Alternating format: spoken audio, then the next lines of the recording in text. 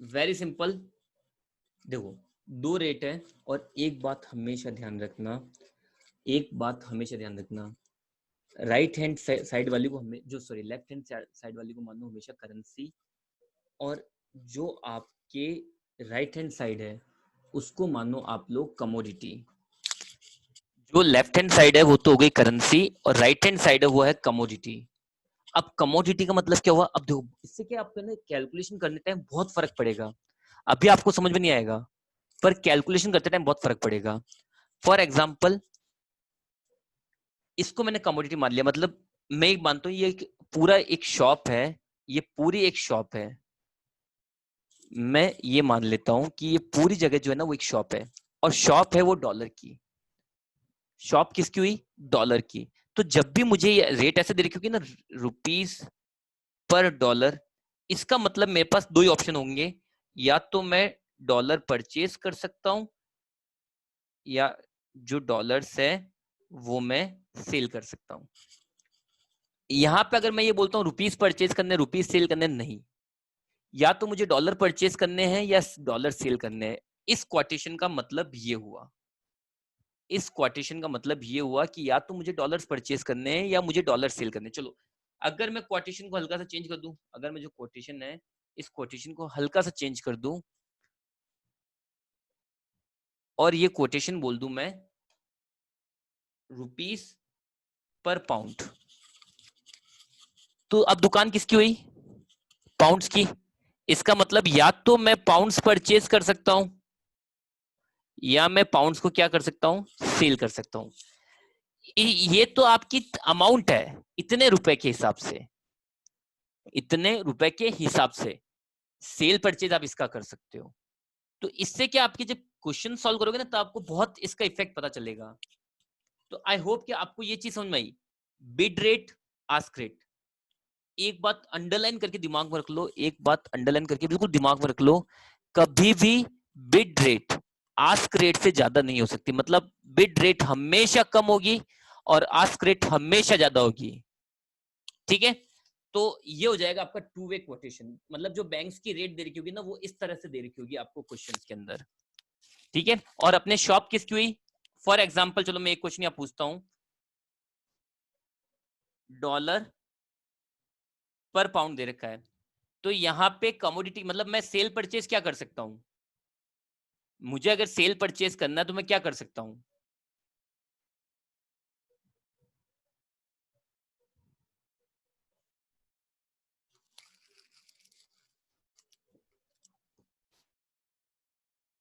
अगर मुझे अपने ये दे रखा है तो अगर मुझे सेल परचेज करना है तो मैं क्या कर सकता हूँ? आप लोग अपने माइक्स को अनम्यूट करके आंसर्स दे सकते हो। आप सब लोग अपने माइक्स को अनम्यूट करके आंसर दे सकते हो, वापस से म्यूट पे डाल सकते हो। ठीक है, तो चलो यहाँ पे मैं सेल परचेज करूंगा किसकी? पाउंड्स की। ओके, चलो, आई होप कि आप लोगों को अच्छे समझ में आ गया टू वे कोटेशन क्या होता है। टू वे कोटेशन होता है, दो रेट दे रखी होती है, एक होती है बिड रेट, मतलब इस रेट पे बैंक हमसे खरीदेगा, एक होती है आस्क रेट, इस रेट पे बैंक हमें बेचेगा। ठीक है, आगे तीसरा होता है, दो पॉइंट हो गए देखो, कुछ 10-11 बेसिक पॉइंट्स हैं उसमें से। देखो, एक तो हो गया डायरेक्ट इनडायरेक्ट कोट जो हमने कल पढ़ा था। ठीक है, एक तो हो गया हमारा डायरेक्ट और इनडायरेक्ट कोट जो हमने कल पढ़ा था। दूसरा टू वे कोटेशन जो अभी पढ़ा हमने। तीसरा पॉइंट, तीसरा पॉइंट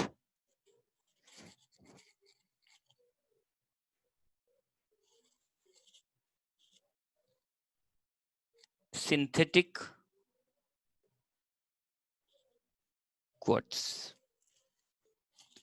सिंथेटिक क्वार्ट्स, ठीक है, सिंथेटिक क्वार्ट्स कैसे होंगे? जैसे आप लोगों को दे रखा है, जैसे आप लोगों को दे रखा है रुपीस पर dollar is equal to 70 and 72। Rupees पर डॉलर दे रखा है आप लोगों को, आप लोगों को क्या दे रखा है? रुपीस पर डॉलर दे रखा है 70 एंड 72। अब अगर मुझे, तो ये तो मेरे लिए कौन सी रेट हुई, बिड रेट, और ये मुझे मेरे लिए कौन सी हुई, आस्क रेट। लेकिन अब मुझे अगर डॉलर पर रुपी बनाना है तो मैं कैसे बनाऊंगा, डॉलर पर रुपी बनाना है। अब अगर बाय द वे मैं ऐसे कर दूं, चलो एक बेसिक वे में ले रहे हैं हम लोग, बेसिक वे में ले रहे हैं, 1/70 कर देता हूं भाई, और 1/72। ठीक है, तो 1/70 करने से मेरे पास आएगा 1/70, 0.0143। ठीक है, और 1/72 करने से आ जाएगा 0.0139। पर ये तो गलत हो गया ना। अभी आपको 5 मिनट भी नहीं होंगे ये बोला कि कभी भी बिड रेट आस्क रेट से ज्यादा नहीं हो सकती है, तो ये तो ज्यादा हो गया। तो इसको आप लोग चाहो तो एक ऑप्शन तो ये है, आप लोग इसको उल्टा कर दो, 0.0139 स्लैश 0.0143। ये तो एक जेन्युइन कैलकुलेशन, ये हो गई बिड रेट, ये हो गई आस्क रेट। ठीक है, लेकिन सिंथेटिक क्वाट क्या बोलता है, सिंथेटिक क्वाट, या हम लोग एक फॉर्मूला याद रखने की कोशिश करें, तो सिंथेटिक क्वाट बोलता है कि अगर जैसे रुपीस पर डॉलर दे रखा है और आपको उसको कन्वर्ट करना है, रुपीस पर डॉलर को कन्वर्ट करना है डॉलर पर रुपीस के अंदर, तो फॉर्मूला याद रख लो, 1/आस्क स्लैश 1/बिड। फॉर एग्जाम्पल मुझे दे रखा है रुपीस पर डॉलर इज इक्वल टू 70,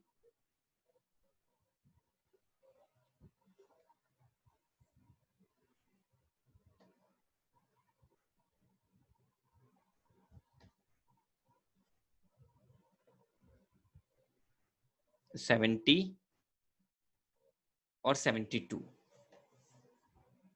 ठीक है, ये मुझे दे रखा है। अब अगर मुझे कन्वर्ट करना है डॉलर पर रुपीस में, मुझे कन्वर्ट करना है डॉलर पर रुपीस में, तो ये मेरे लिए कौन सी है, पहले एक बार ये देख लेते हैं, ये मेरे लिए कौन सी है, बिट, ये कौन सी है, आस्क।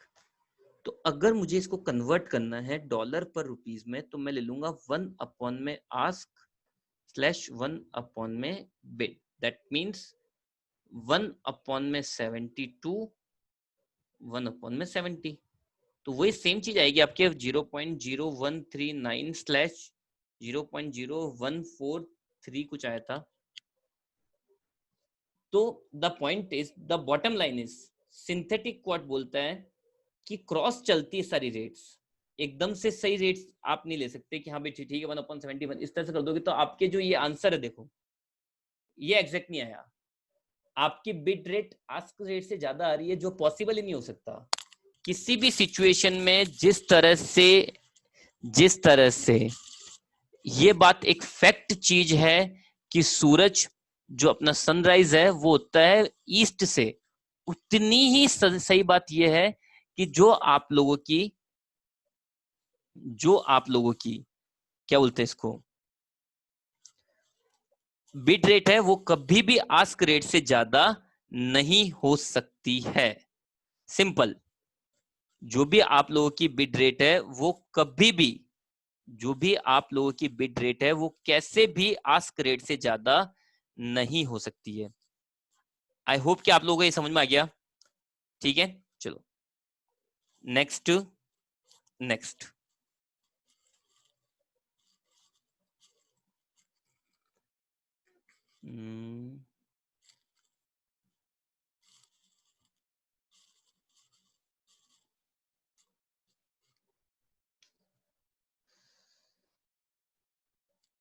नेक्स्ट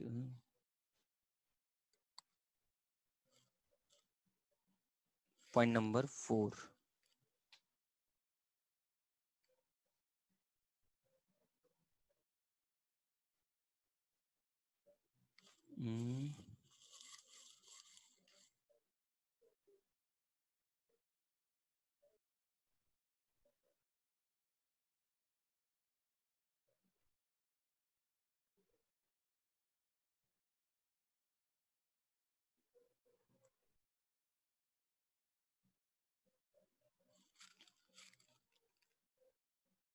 नेक्स्ट है और आईएमपी पॉइंट है। चलो एक बात है ना, एक बात मुझे समझाना, आप लोग आता ही नहीं आता, एक बार चेक कर लेते हैं ना। एक ऐसे मैं रैंडम क्वेश्चन ले रहा हूं, आप लोग चाहो ना तो अपनी चैट पे जाके आप लोग क्लिक करके आंसर दे देना ना, ट्राई करना आंसर देने की। रुपीस पर डॉलर आपको रेट दे रखी है 70 एंड 75, ठीक है, 70 एंड 75। अब आपको अब आपको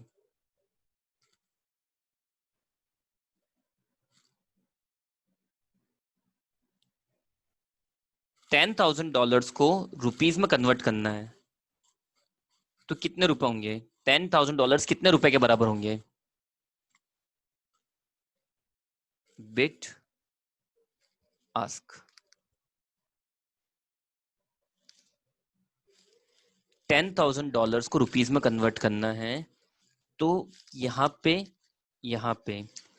क्या सिचुएशन है और इसमें कितने अमाउंट आएगी? आप लोग अपनी चैट पे जाके आंसर दे सकते हो चाहो तो, या फिर बोल के आंसर दे सकते हो, ट्राई करो आंसर देने के एटलीस्ट। वर्षा 10,000 है, 1,000 नहीं बेटा, 10,000 है वो।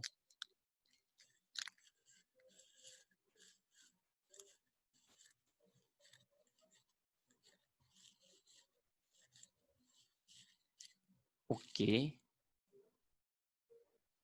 मतलब मुझे यहाँ पे एक सिचुएशन समझाओ कि आप लोग डॉलर को सेल कर रहे हो या डॉलर्स को परचेज कर रहे हो। मुझे ये बताओ कि आप लोग यहाँ पे डॉलर्स को सेल कर रहे हो या डॉलर्स को परचेज कर रहे हो।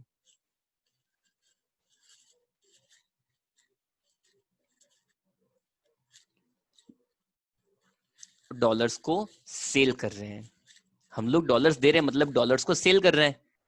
और तो यहाँ पे एक पॉइंट है, हम मैं ऐसे रैंडम बेसिस पे बोल रहा हूँ, ठीक है, मैं यहाँ पे एक हेडिंग डाल रहा हूँ,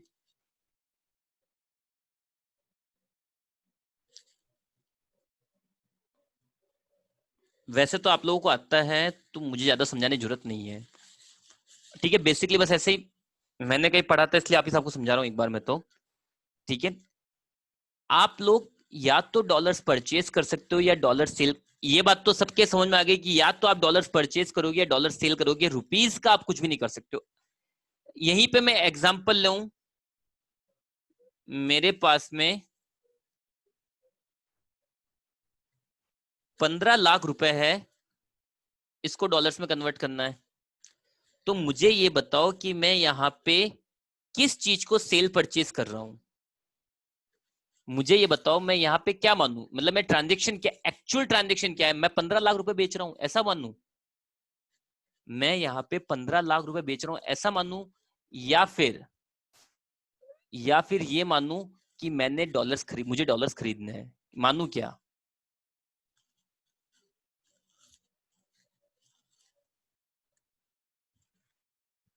बताओ आप लोग।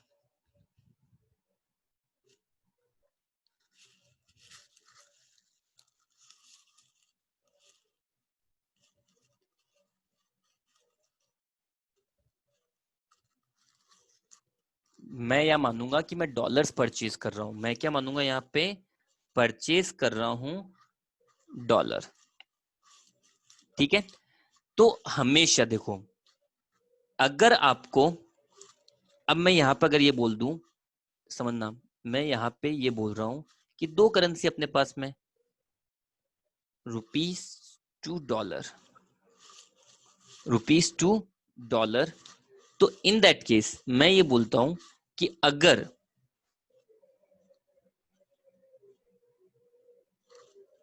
मैं इनको नाम देता हूं इजी वे में समझने के लिए, एक्स और वाई, ठीक है, एक्स और वाई नाम देता हूं, तो अगर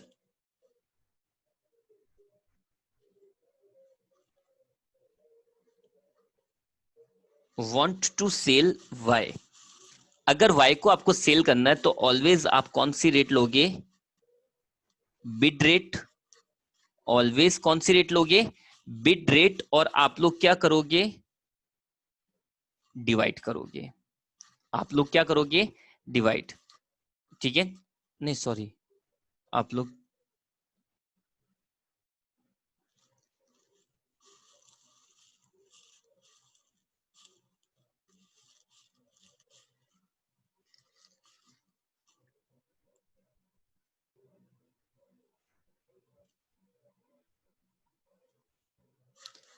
करोगे मल्टीप्लाई,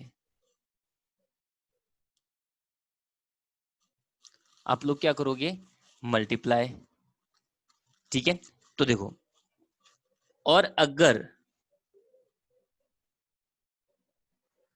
आपको वाई परचेज करना है, आपको वाई परचेज करना है, तो आप लोग लोगे आस्क रेट और आप लोग करोगे डिवाइड।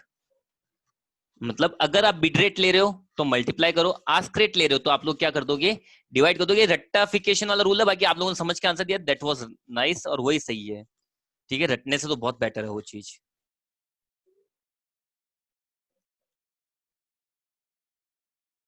ठीक है। चलो, अब हम लोग आते हैं सबसे मेन पॉइंट पे, सबसे मेन पॉइंट पे।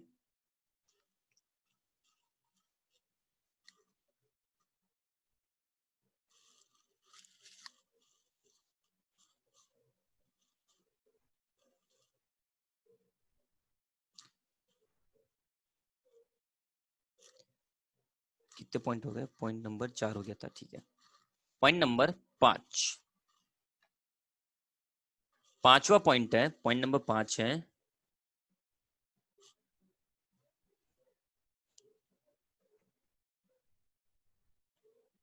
आर्बिट्रेज। आर्बिट्रेज का मीनिंग समझाया था, आर्बिट्रेज का मीनिंग होता है ये रहा। आर्बिट्रेज का मीनिंग होता है जब दो मार्केट, अलग अलग मार्केट में कोई मिस प्राइसिंग हो तो उसका बेनिफिट उठाना। जैसे मैंने आपको समझाया था कि इंडिया में 100 रुपए में मैंने 1 पाउंड खरीदा, उस 1 पाउंड को यूएसए में डॉलर्स में कन्वर्ट किया, डॉलर्स में कन्वर्ट करने के बाद उसको वापस से इंडियन बैंक में उसको रुपीज में कन्वर्ट किया 150, तो 100 के मुझे सीधे 150 मिल गया, मतलब मेरा 50 रुपए का फायदा हो गया। And that is called arbitrage. Arbitrage मतलब दो अलग अलग मार्केट्स के अंदर आपके पास दो अलग अलग मार्केट है, मार्केट ए और मार्केट बी। एक सिंपल सी बात देखो, यहाँ पे हमारे पास में दो दुकानें हैं, दुकान ए और दुकान बी। दुकान ए पे कोई चीज 100 रुपए बिक रही है, दुकान बी पे वो चीज 80 में बिक रही है, तो मैं क्या करूंगा, दुकान 20 से 80 में खरीद के 100 वाले को दे दूंगा, तो मेरा क्या हो जाएगा, 20 रुपए प्रॉफिट हो जाएगा। मतलब दो अलग अलग दुकानों पे मिस प्राइसिंग का बेनिफिट उठाना आप लोगों को, तो दो अलग अलग दुकानों पे मिस प्राइसिंग का केवल बेनिफिट उठाना है, और that is called arbitrage. Arbitrage में क्या होगा, तो मैं यहाँ पे 2 पॉइंट ले रहा हूं। पहला, केवल और केवल बेसिक सा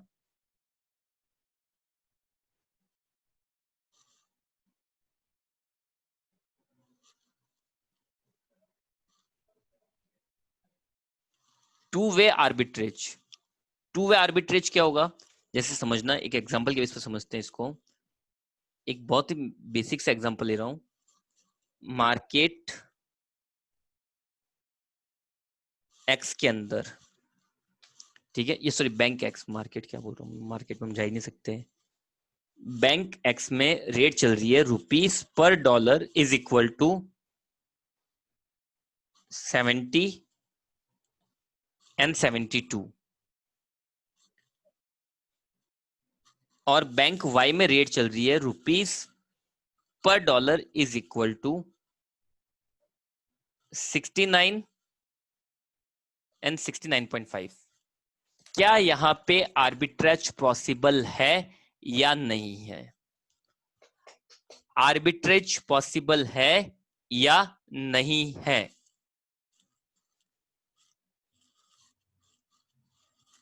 आर्बिट्रेज पॉसिबल है या नहीं है। Tunu try to answer, Kuldeep try to answer, answer करने का ट्राई करो, कुछ फर्क नहीं पड़ेगा, एक एक बार में कोई समझ में नहीं आएगा, लेकिन धीरे धीरे एक बार समझने की कोशिश करो। चलो, अगर यस, देन आंसर द,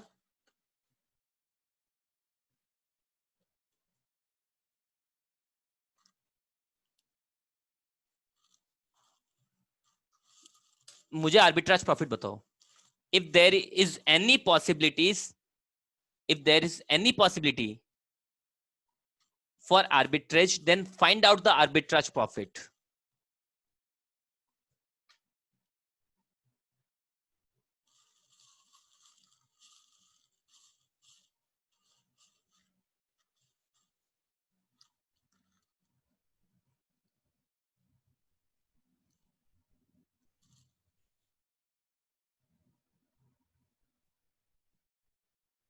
चलो, तो सबसे पहले मीनिंग समझो. Well done Kirti, well done. Kirti was the only person who gave the right answer. Prerna, very nice. Varsha, Arya, Bhumija, try to answer. चलो, एक बात मैं यहाँ क्लियर करता हूं वापस से. मैं एक बात वापस से क्लियर करूंगा. यहाँ पे शॉप किसकी हुई? मैंने एक बात बहुत अच्छी बात समझाई थी आप लोगों को. यहाँ पे शॉप किसकी हुई? चलो ये बताओ. जिन जिनके समझ में नहीं आया ना, वो एक बात मुझे बताओ कि यहाँ पे शॉप हुई किसकी? यहाँ पे शॉप किसकी है? डॉलर की या रुपीस की? पहले ये बताओ.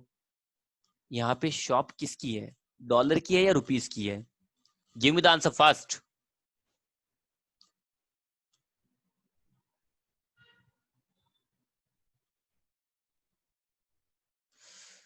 Bhumija, I told to everyone even कि यहाँ पे जो चीज हमारे राइट हैंड साइड में होती है, जो राइट हैंड साइड में होती है, शॉप उसी की होती है. शॉप डॉलर की हुई, इसका मतलब मैं या तो डॉलर सेल कर सकता हूँ या डॉलर परचेज कर सकता हूँ. आ रहा समझ में Bhumija? Try to clear out the concept. आपके कॉन्सेप्ट अगर इन पॉइंट्स में आपके कॉन्सेप्ट क्लियर हो गए, अगर यहाँ आपके कॉन्सेप्ट क्लियर हो गए, देन आप लोग पूरे पूरे फॉरेक्स के अंदर कोई कंफ्यूजन नहीं होगा. और आर्या, अगर आपको याद हो तो हम लोग इसी में ही अटके हुए थे लास्ट तक. हम लोग केवल और केवल इसी में अटके हुए थे लास्ट तक. अगर आपको याद हो आर्या, तो हमारे लास्ट तक एक ही कंफ्यूजन चलता था कि कौन सेल कर रहा है, कौन परचेज कर रहा है. I try to clear out. अब कभी कंफ्यूजन नहीं आए. समझ रहे हो आर्या? तो उस टाइम की मुझे सारी प्रॉब्लम्स याद है. मैं उन प्रॉब्लम्स को बेस बना के इन चीजों को कवर अप करने की कोशिश कर रहा हूँ. ठीक है? तो द पॉइंट इज, हमेशा बात ध्यान रखो. अब मैं इसलिए बोल रहा हूँ कि एक बार उस टाइम आंसर नहीं देता, वापस पूछता हूं मैं. तो अगर मैं आपको रेट दे रहा हूं डॉलर पर यूरो, तो अब मुझे बताओ शॉप किसकी हुई? मुझे इस क्वेश्चन का आंसर दो. शॉप हुई किसकी?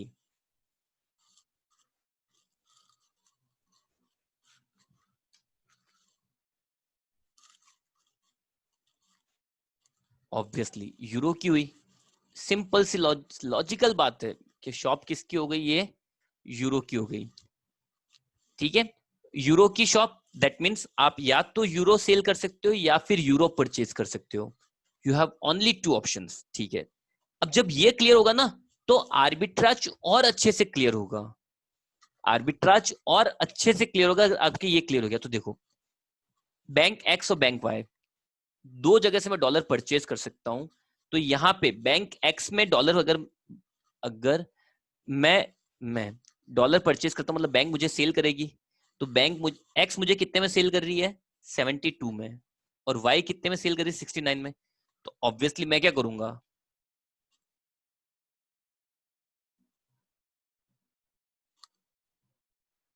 We will buy dollar from bank Y at the rate of 69.50. भाई, ये बैंक की परचेज रेट है तो हमारी सेल हुई. ठीक है? तो बैंक हमें कितने में सेल करेगी? 69.5 में. मतलब हम लोग कितने में बाय करेंगे बैंक से? 69.5 में. ओके, देन एंड देन अब बैंक की परचेज रेट क्या है? बैंक एक्स कितने में परचेज करता है? 70 में. बैंक वाई कितने में परचेज करता है? 69 में. मतलब मेरे पास एक डॉलर पड़ा है, मैं बैंक को कितने में बेच सकता हूं?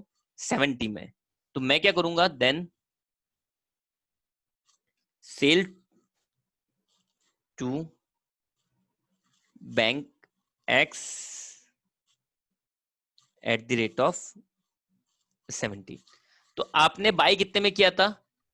आप लोगों ने बाय कितने में किया था? 69.5 में। आप सेल कितने में कर रहे हो? 70 में। तो in that case arbitrage profit कितना हुआ? 0.50 पर डॉलर का। आर्बिट्राज प्रॉफिट कितना हुआ? 0.50 पर डॉलर का। गेटिंग माई पॉइंट और नॉट?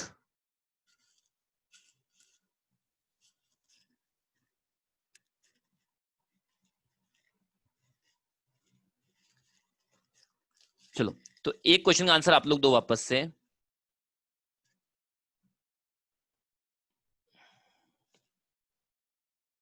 एक क्वेश्चन का आंसर दो। बैंक एक्स में क्वाट हो रखा है रुपीस पर dollar is equal to 70 and 72 and similar thing bank Y में क्वाट हो रखी है 70 and 71.5। क्या यहां पे आर्बिट्राज पॉसिबल है? क्या यहां पे आर्बिट्राज पॉसिबल है? कैसे भी?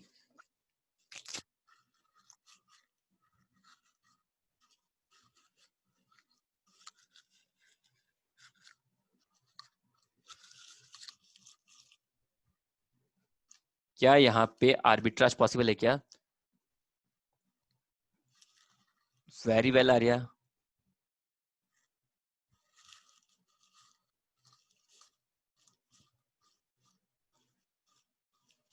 वर्षा। ओके। क्यों पॉसिबल नहीं है? देखो, मैं अगर इस बैंक से, मैं अगर बैंक एक्स से डॉलर परचेज करता हूं 72 में, वापस 71 में सेल करूंगा। 72 में परचेज कर रहा हूं और सेल कितने में कर रहा हूं? 71 में। 1 रुपए का लॉस है। मैं लॉस तो किसी भी सिचुएशन में नहीं खाऊंगा। तो चलो, ये तो पॉसिबल नहीं हुआ। ठीक है, दूसरा ऑप्शन लेते हैं। मैं बैंक बैंक वाई से परचेज कर लेता हूं। बैंक वाई से 71.5 में परचेज करता हूं। बैंक वाई से 71.5 में परचेज कर लेता हूं और बैंक एक्स को कितने बेचूंगा? 70 में। तो बात तो ही पड़ गई, दोनों में लॉस हो रहा है। अगर लॉस हो रहा है तो आर्बिट्राज पॉसिबल नहीं है। एक बहुत शॉर्ट ट्रिक समझाता हूं।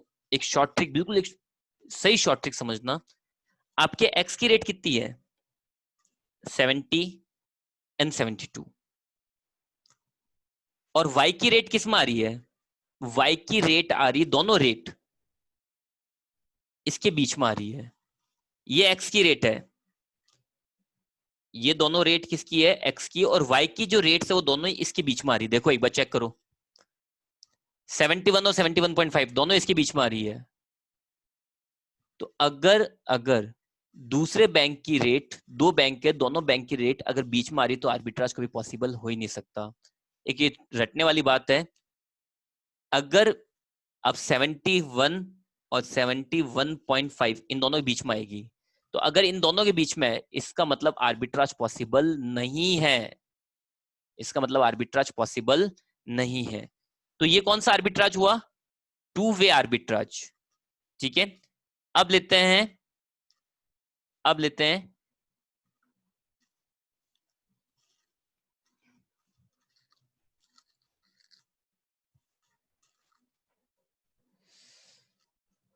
3 पॉइंट आर्बिट्राज। 3 point arbitrage. अब 3 पॉइंट आर्बिट्राज में क्या होगा? सुनो, जैसे मैं एक अमाउंट लेता हूं, क्योंकि क्वेश्चन से जल्दी समझ में आ जाएगा आप लोगों के। बैंक ए ने क्वाट कर रखा है, बैंक ए ने क्वाट कर रखा है rupees per pound is equal to 91.40 and 91.70। फिर बैंक बी ने क्वाट कर रखा है रुपीस पर dollar is equal to 42.450 and 43.10 and C ने कोट कर रखा है डॉलर पर पाउंड 2.1040 एंड 2.1070। ठीक है, अब आपके पास में है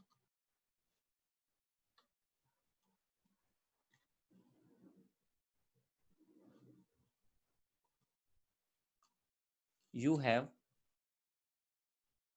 10,000 rupees for you have 10,000 rupees for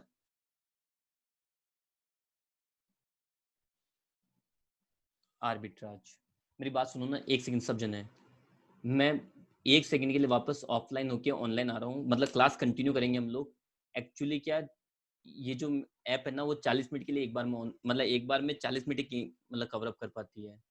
अगर हम लोग अभी क्वेश्चन करें बीच में बंद हो गया तो सारा फ्लो टूट जाएगा। तो मैं एग्जैक्टली 5 मिनट के अंदर अंदर ऑफलाइन होके 5 में ऑनलाइन, 5 में भी इसलिए क्योंकि ये सारी क्लास जो थी ना अपनी, वो सारी क्लास एक्चुअली रिकॉर्ड हुई है। तो अगर किसी को चाहिए होगी, अगर किसी को वापस से चाहिए तो मेरे को बोल देना, मैं उसको रिकॉर्डिंग सेंड कर दूंगा। ठीक है, पूरी क्लास, ये पूरी वीडियो रिकॉर्ड हुई है विद ऑडियो, तो आपको चाहिए तो वापस मैं सेंड कर दूंगा। तो एग्जैक्टली 5 मिनट के अंदर, क्योंकि 3 मिनट के अंदर अंदर ऑफ हो जाएगा ये। ठीक है, तो इसलिए मैं एक बार ऑफलाइन हो रहा हूँ, जैसे ही वो रिकॉर्डिंग सेव होगी मैं आपको वापस मैसेज कर दूंगा, आप उसी लिंक को क्लिक करके वापस से ऑनलाइन आ सकते हो। ठीक है, सॉरी।